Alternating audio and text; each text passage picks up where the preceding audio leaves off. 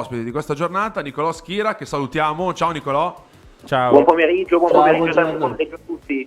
Allora, oggi parliamo di calciomercato Sì. con Nicolò, e partirei da uno dei temi che si lega poi alla partita di ieri, Milan-Roma, che è poi il ritorno in campo di Andrea Conti dopo 13 mesi all'ultima partita. Ieri hai parlato di un nuovo interessamento della Sampdoria, no? Che va un po' a condizionare quella che è la trattativa con l'Empoli. Com'è la situazione Conti al momento per il Milan? La situazione Conti è che il giocatore aveva raggiunto un accordo con l'Empoli, che tra l'altro ha ancora tuttora, però l'Empoli per prendere Conti prima deve fare un'uscita e quindi c'è una fase di stallo perché è un mercato complicato, non è facile vendere. L'Empoli dovrebbe cedere Fiamozzi in Serie B, però in questo momento Fiamozzi ha 2 o 3 interessamenti, ma nulla di così caldo e rovente. Ecco perché, approfittando di questa fase di stallo, si è reinserita la Sampdoria di 2 suoi grandi estimatori, Faggiano, ma soprattutto mister Roberto D'Aversa, che ricorderete l'anno scorso lo volle a Parma e l'ha allenato e lanciato ai tempi del Lanciano in Serie B. La Sampdoria ha già liberato il posto per un terzino perché ha ceduto a inizio di gennaio Fabio De Paoli in prestito con diritto di riscatto a 2.200.000 euro al Verona, quindi per cui il posto per Conti lo avrebbe, quindi la Sampdoria prova la rimonta, anche se il giocatore a inizio mese aveva detto sì all'Empoli, però l'Empoli se non fa un'uscita rischia di subire il sorpasso, come spesso succede nel mercato, da parte dei Ducerchiati. Uno dei temi più caldi, diciamo, poi per i tifosi del Milan è quello del difensore centrale. Si è fatto il nome di Botman, ieri anche Maldini ha confermato l'interesse dei rossoneri per lui. Oltre a Botman, che diciamo è l'obiettivo principale, ma è difficile, ci sono altri nomi a cui il Milan sta lavorando sotto traccia?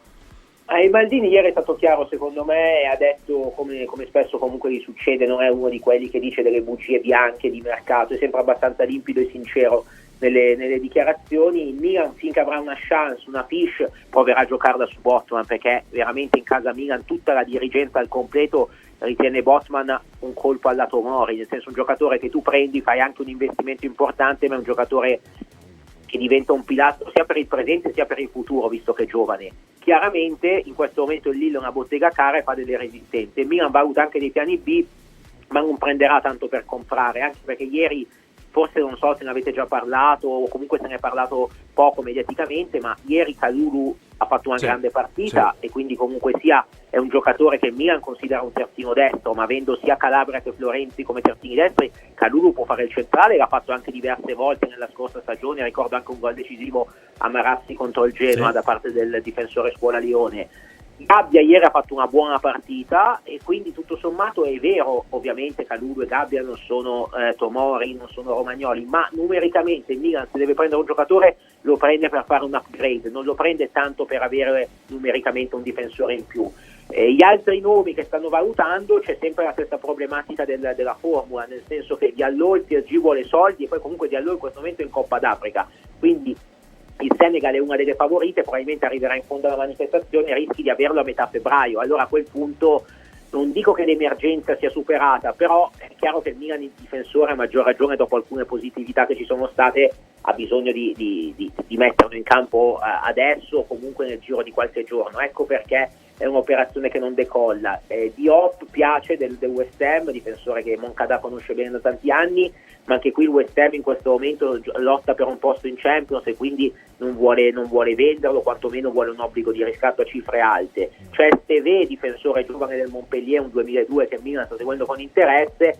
Credo che insomma in questo momento il Milan non abbia fretta, nel senso poi c'è Omer Agic che è stato anche beccato proprio a San Siro con i suoi agenti in occasione di Milan-Napoli, perché era 2 file avanti a me, non è che è stato anche un colpo di fortuna, però diciamo comunque che era lì in maniera secondo me non troppo casuale a vedere la partita, sperando anche magari il suo agente di innescare qualche dinamica come spesso succede. Quindi credo che il Milan stia valutando un ventaglio ampio di scelte, ma se deve fare un grande investimento nella testa c'è solo un nome che è Botman. Ovviamente il Lille da par sua al momento non vorrebbe cedere e soprattutto non fa sconti.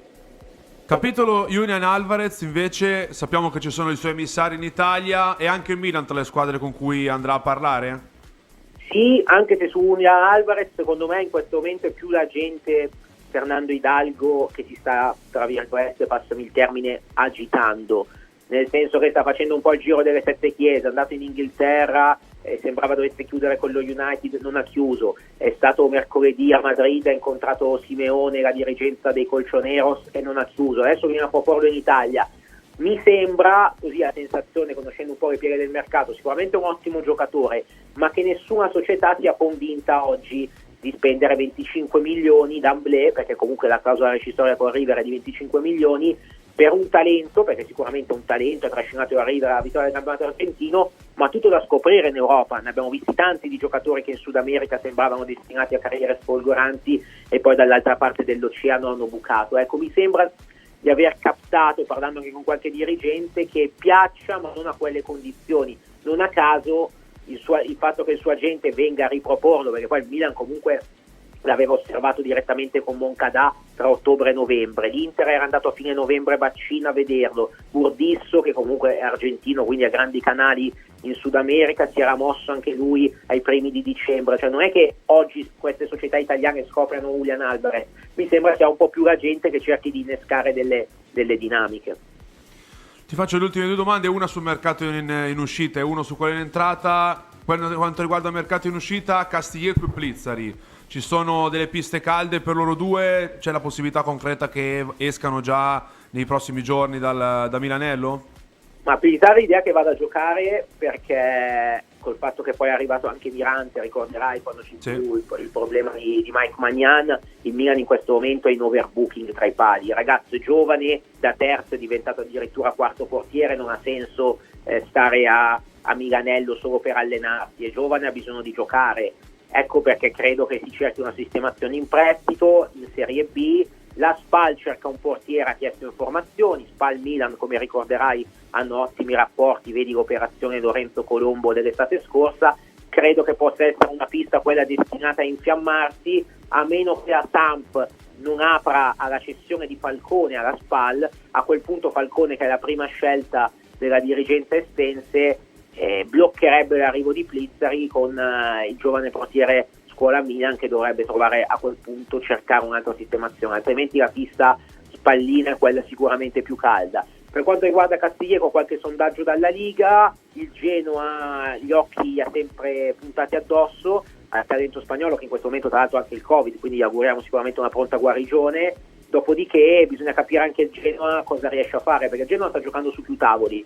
Il primo è quello di Miranchuk, però non è che il Genoa può aspettare in eterno Miranchuk. Se Miranchuk non si sblocca, è chiaro che il Genoa tornerà all'assalto di Castillejo, magari a margine o dopo l'incontro, la sfida, l'intreccio che ci sarà in Coppa Italia tra qualche giorno proprio tra Milan e Genoa. Ultima domanda, ti aspetti che in caso di uscita di Castillejo il Milan possa fare qualcosa davanti? Ma allora, numericamente ti direi di no, nel senso che dal Milan fanno sapere la priorità il difensore, e tutto sommato comunque davanti, adesso che il Milan sta recuperando i giocatori, c'è Messias che ha dimostrato di essere un giocatore importante, Salemaker che è un multiuso, lo metti a destra, lo metti a sinistra, comunque è un giocatore affidabile. Brahim Diaz ha smaltito il Covid, ieri ha dato dei segnali di risveglio dopo qualche prestazione opaca, è tornato Leao, è in rampa di ritorno Rebic, c'è Giroud che sta bene e ieri è stato mattatore, c'è Ibra. Credo che Milan a livello e c'è anche Pellegrini, non dimentico i numeri, quindi credo che numericamente il Milan se deve fare qualcosa lo farà in difesa, al massimo a centrocampo se ci fosse qualche altro problemino, per il fatto che effettivamente Kessie e Benasser rischiano di stare via parecchio, perché sono due Costa d'Avorio e Algeria delle favorite per arrivare in fondo alla manifestazione della Coppa d'Africa. Allora sai, hai solo Tonali, anche se poi ieri Tonali è stato strepitoso, Bakayoko come centrocampista di ruolo, diciamo perno davanti alla difesa. Vero anche che ieri comunque ha usato Krunic, quindi credo che in questo momento al di là del difensore, salvo occasioni clamorose, non mi aspetto nulla. Magari mi aspetto un'operazione più di prospettiva, come ha fatto magari l'estate scorsa il Milan con Nasli. Se c'è l'occasione, un giovane interessante, prenderlo adesso, bloccarlo per l'estate. Ti faccio fare un'ultimissima domanda dal mio collega Davide. Ha un'ultima domanda? Ciao Nico, allora innanzitutto grazie, perché anche dalla chat molti complimenti, veramente sul mercato sei enciclopedico. Grazie, troppo buoni, grazie a voi. Volevo chiederti, ho letto un'oretta fa una notizia riportata anche da Fabrizio Romano, che il Newcastle ha alzato la sua offerta per Botman. Voglio ritornare un po' sulla situazione Botman. Secondo te la volontà del giocatore sembra chiara, che è quella di venire a Milano? Il Lille può rinunciare a un'offerta magari economicamente un po' più vantaggiosa per andare incontro alla volontà del giocatore e quindi avere una possibilità di vedere Botman con la maglia del Milan? Ma di solito nel mercato decide la volontà del giocatore, quindi è chiaro che Newcastle ha tantissimi soldi, però se vai a vedere Newcastle finora ha contattato una quarantina di giocatori di prima fascia, ha preso solo Trippier. Perché?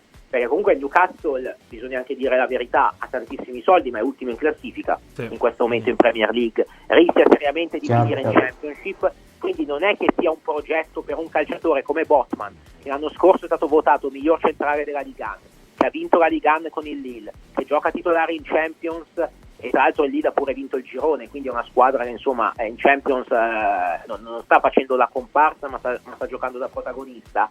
Un conto è andare al Milan, che è una delle società più importanti, più blasonate al mondo, un conto è andare a Newcastle, che è un progetto con punto di domanda. Sicuramente dal punto di vista economico il Newcastle offrirà sempre di più sia al Lille che al Milan, a oggi al giocatore, lapsus freudiano, ma il Milan, ed è qui il motivo per il quale il Milan comunque non molla la presa e continua a giocarsi le proprie carte, ha il gradimento del giocatore, cioè il giocatore oggi se deve scegliere vuole il Milan.